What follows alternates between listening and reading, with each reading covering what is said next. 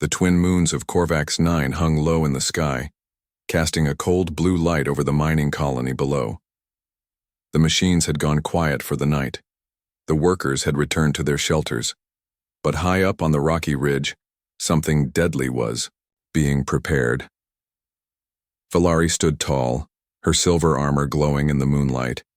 She was an alien noble, proud, fierce, and raised to believe her people were above all others, especially above humans.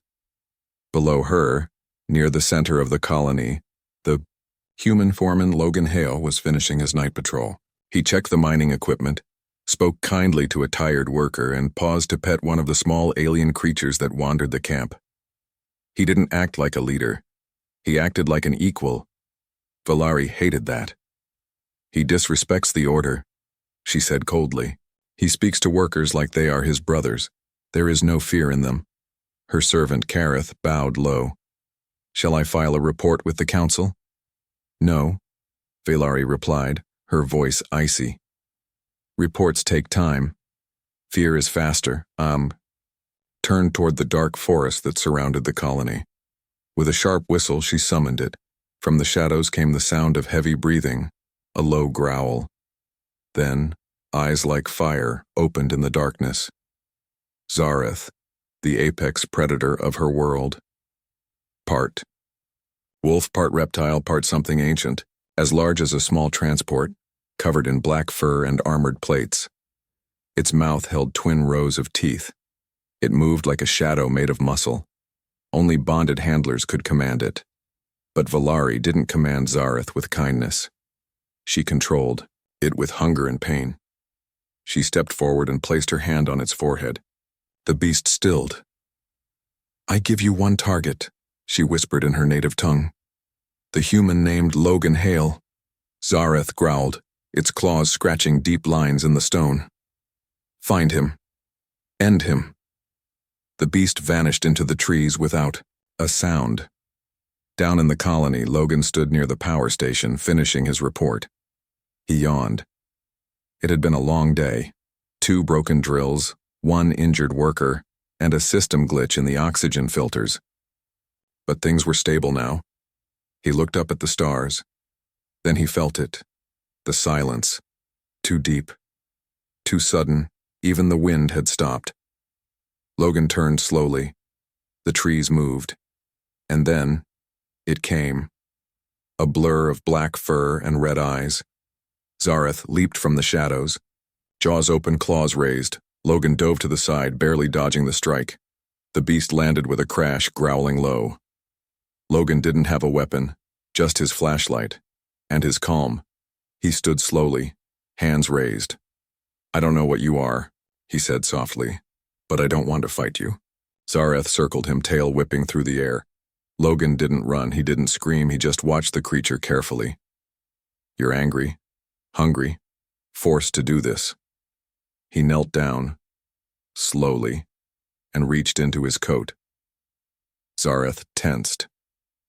Logan pulled out a piece of cooked meat from his dinner pouch and placed it on the ground.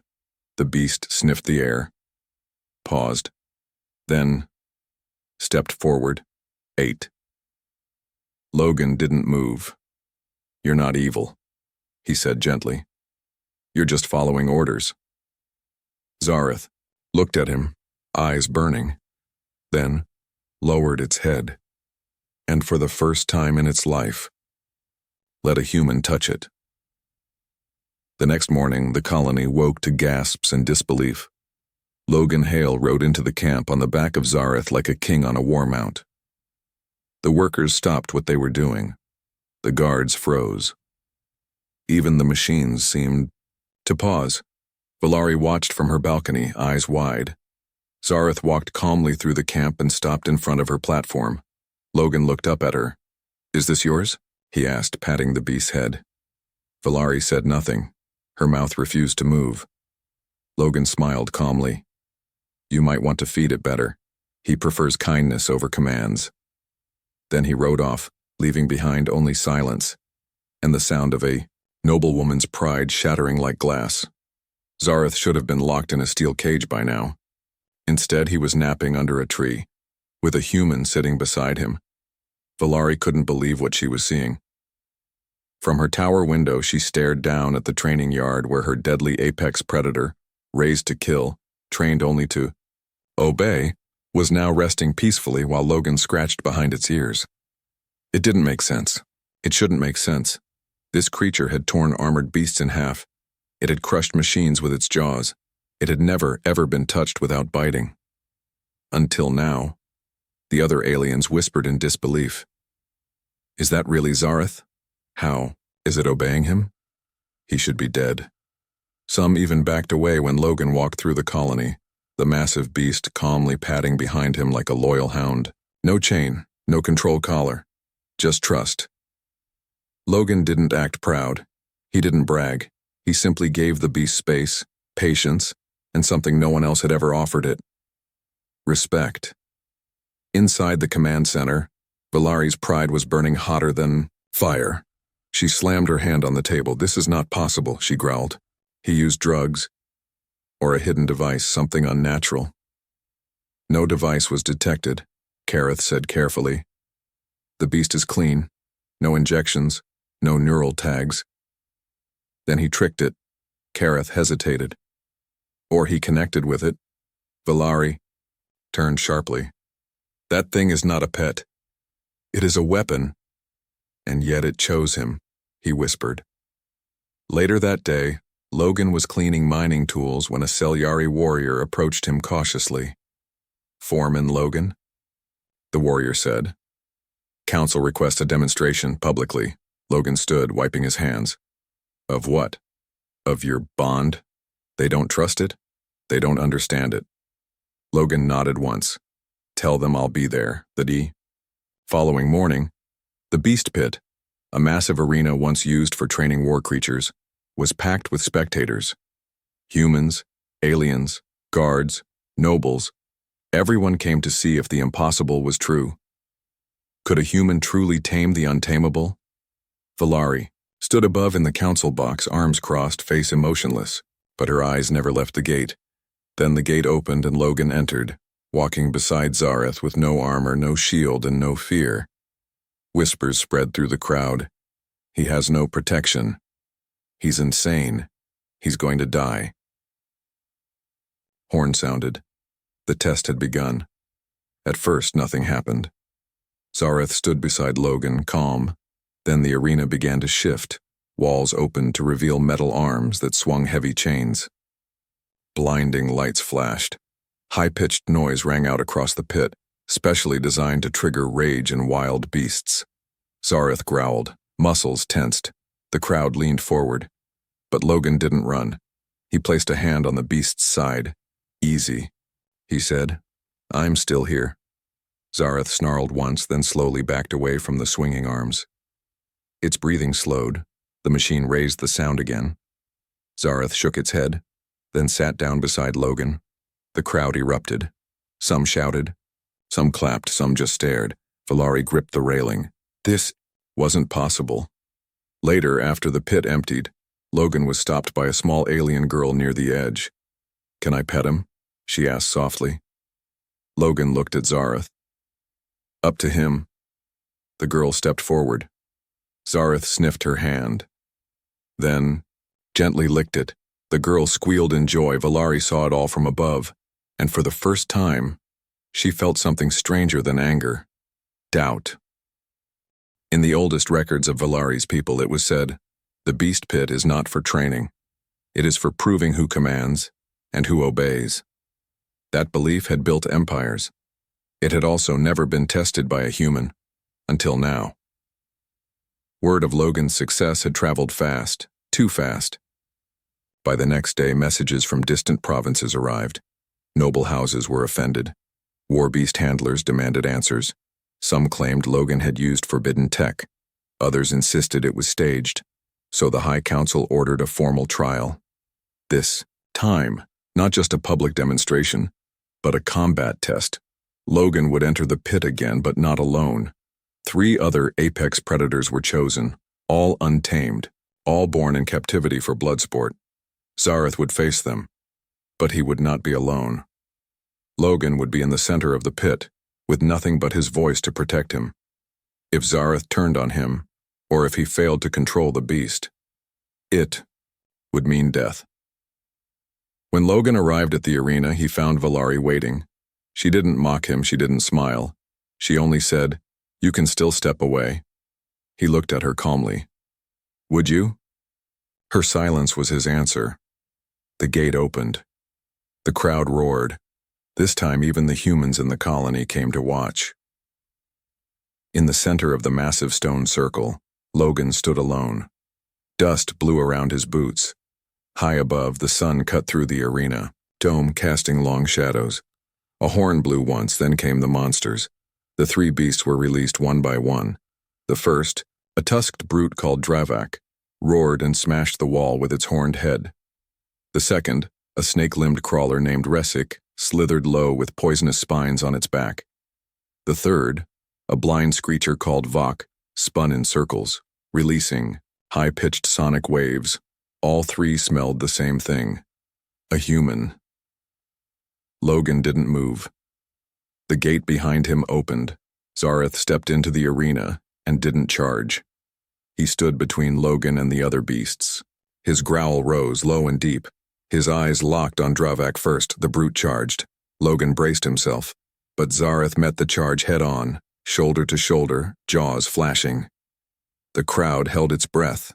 Dravak tried to throw Zareth off, but the black-furred beast twisted low, using its weight to slam Dravak into the stone floor. Dust exploded. The tusked brute staggered. Zareth roared. It wasn't just fighting, it was protecting. Resik slithered from the side, trying to sneak toward Logan. Zareth whirled around, placing itself between them.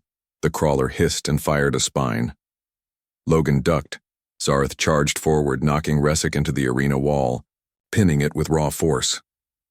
Only Vok remained. It screeched. A sonic blast filled the air. Logan covered his ears. Zareth howled in pain, then did something no one had ever seen. It leapt over Logan's head and landed on Vok's back, claws digging. Deep one final slam. Silence. All three apex beasts lay defeated, and Logan still stood unharmed.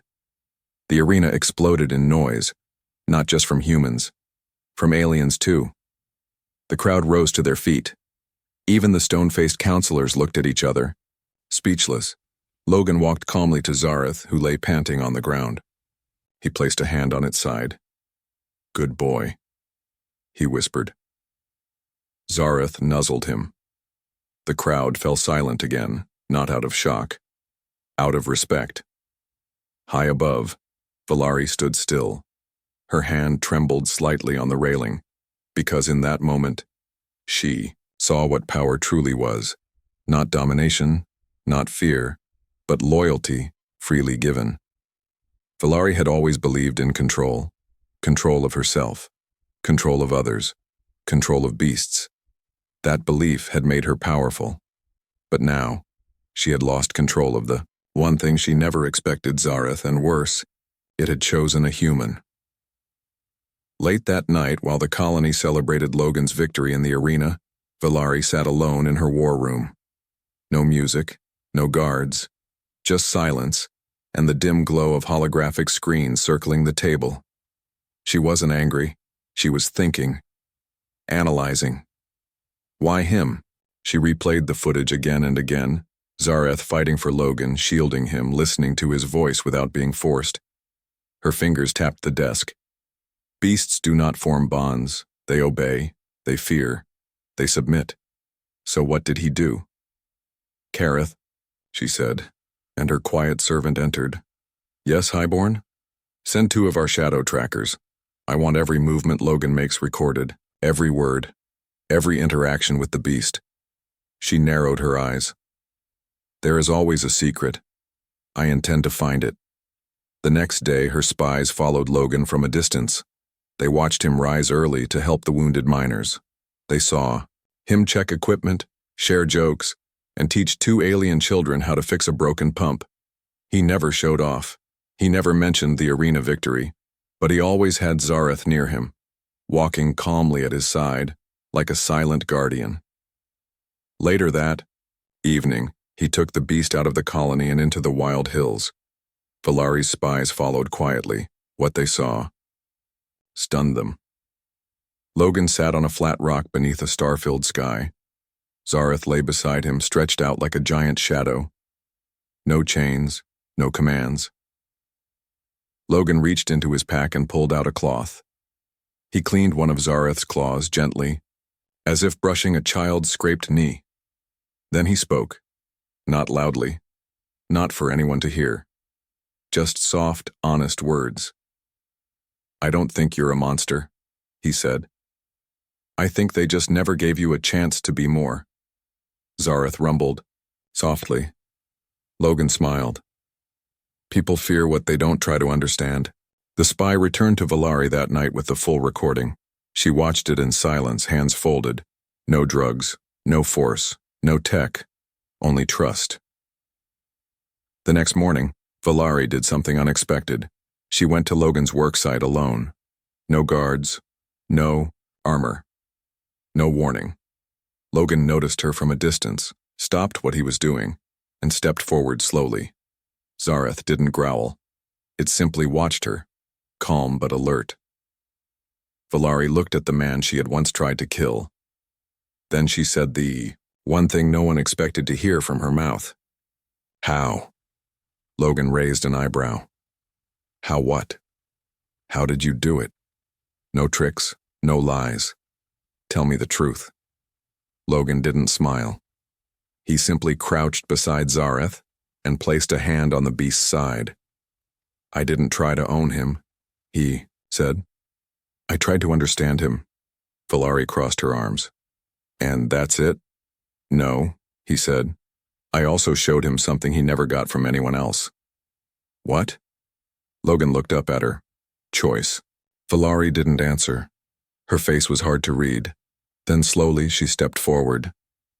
Zareth rose, watching her closely. She paused, inches away, and reached out a gloved hand. Zareth didn't bite, didn't growl. He allowed it. For the first time, Valari touched her own war beast, and it didn't flinch. She pulled her hand back and whispered, "He was never the monster." Logan stood beside her. "No, we were." For the first time in her life, Valari felt something heavier than defeat. She felt respect. The sky cracked open with a scream. Winds tore across the colony with the force of a crashing starship. Dust covered everything. Lights failed. Alarms screamed. The storm of teeth had arrived. It came once every decade on Korvax 9, ripping the land with wind blades sharp enough to skin metal. Lightning that struck sideways and choking dust that blinded even the strongest soldiers. This storm didn't knock. It invaded. Logan was in the western trench, helping reinforce the mining supports. When the first blast hit, the sky turned brown. Communication died. Metal shelters groaned under pressure. He yelled to the crew, "Evacuate to the deep bunkers. Take the southern tunnels."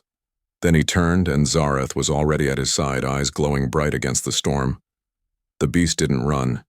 It stood firm, waiting for orders. But Logan wasn't thinking of the camp now. He was thinking of someone else. Far on the eastern ridge, Valari stood alone. She had refused to join the colony leaders in the underground shelter. "Let them run," she had said. "I do not cower." But now, the wind cut like knives, and the support tower beneath her feet shook dangerously. Her guards were gone, her signal beacon offline. She was trapped and alone. Lightning struck nearby. The force threw her against a wall. Her arm hit metal, sharp and hard. Blood ran down her sleeve. Dust filled her mouth. For a moment, Valari lay still, blinking up at the storm clouds. Was this how it ended? Crushed by her own pride? But then, a roar louder than the wind echoed through the sky. Not thunder, something alive, something powerful. She turned her head just in time to see a massive black shadow leap through the swirling sand. Zareth, and riding on his back, one hand gripping fur, the other shielding his eyes, was Logan. He pulled Zareth to a halt beside the collapsing structure. "Valari," he shouted, jumping down. She tried to speak, but the wind swallowed her voice. He knelt beside her, checking her arm. "You're lucky," he muttered. "Another 10 minutes, and this whole ridge would have buried you." She stared at him, dazed. "You came back." He looked at her seriously. "Of course I did." Zareth growled low and impatient, sensing more danger. "All right, big guy," Logan said. "Let's get her out." He lifted Valari carefully. Her pride wanted to protest, but her body was too weak. Her head rested against his chest, and, for the first time, she let someone else carry her. They mounted Zareth together, and then, through sand and fury, claws and chaos, the beast ran. By the time they reached the central bunker, the storm was near its peak. The doors opened just long enough to let them inside before sealing again. Medical teams rushed forward. Logan handed Valari off to the medics, but she grabbed his arm. "Don't leave," she said quietly. "I'm not going anywhere." Later, under flickering emergency lights, Valari sat wrapped in a thermal blanket. Her arm was bandaged. The storm still howled outside, but the tremble in her chest was no longer fear. It was something unfamiliar. Warmth. Logan sat beside her, sipping from a ration cup. "You didn't have to come back," she said. "I know." She looked at him carefully. "You risked your life for someone who tried to kill you." "I know that too." "Why?" Logan shrugged. "Maybe because you needed help. Maybe because someone has to stop the cycle. Maybe because that's what humans do." She turned away, silent for a moment, then whispered, "Thank you." In the corner of the bunker, Zareth curled up quietly, massive tail wrapping around its body. Its head rested beside Logan's boot, and when Valari leaned forward and softly touched the beast's paw, it didn't move away. It simply stayed still, accepting her touch. Outside, the storm screamed on. But inside that bunker, a wall had fallen, not made of stone, but of pride, and between a human, a noble, and a beast, something new had begun. Zareth slept between them, massive, silent, peaceful, like a mountain that could breathe. The storm had passed, but inside the recovery chamber, time moved slower. Logan sat on one side of the great beast, quietly adjusting a cracked boot. On the other side, Valari sat still, her injured arm in a sling, watching the way the beast's chest slowly rose and fell. No guards, no armor, no weapons, only the three of them. A man, a noble, and the creature that once stood between them like a wall, now resting like a bridge. "Do you know what I was taught about your kind?" Valari asked quietly. Logan didn't look up. "Humans?" She nodded. "That you were weak, loud, clumsy, reckless, too emotional to be trusted." He gave a faint smile. "Fair enough. Some of that's true." She tilted her head. "But you're not weak." He looked at her now. "And you're not heartless." They both fell silent again. Zareth made a soft growl in his sleep. Dreaming, Valari reached forward, carefully resting her hand on his thick fur. "He used to snap at me," she said. "Even though he was bonded, we trained him to respond to pain, shocks, hunger, fear. We thought it made him strong." Logan ran his fingers through the beast's mane. "Fear makes things obey, but trust makes them stay." Valari watched him closely. "You didn't win him," she said. "You freed him." Outside the chamber, the colony had changed. Miners from different species now spoke together more freely. Children ran beside Zareth when he passed, no longer screaming in terror, but laughing in awe. The council had not spoken out since the storm, not because they were afraid, but because they knew. Something stronger than law had taken root. Back inside, Logan pulled a small data pad from his coat and slid it across the floor toward Valari. "What's this?" she asked. "A request." She opened it, read, then raised an eyebrow. "A shared training program? Humans and aliens," Logan said. "Working together, not ranked by race or title, just by skill and respect." Valari's voice was unreadable. And you want me to co-lead it? I want you to help me build it. She stared at the datapad, then at Zareth, finally at Logan. You're serious? Dead serious. Valari leaned back, arms crossed. And what makes you think I've changed? Logan chuckled. You haven't flinched once while sitting this close to me. She smirked. That's because I still might kill you one day. Zareth let out a low, playful rumble, almost like a laugh. Both of them smiled. For the first time, it felt natural. Later that night, under the stars outside the colony, Logan and Valari walked side by side. No guards. No expectations, just the sound of wind in the trees. I never thought I'd ride beside a human, she said. I never thought I'd talk like this with someone who once tried to have me eaten. She glanced at him. And yet here we are. Zareth walked behind them, silent, alert, and loyal. No longer a weapon, now a symbol of what could happen when fear became friendship. The colony no longer whispered when Zareth walked by. They waved. Children tossed him pieces of dried fruit.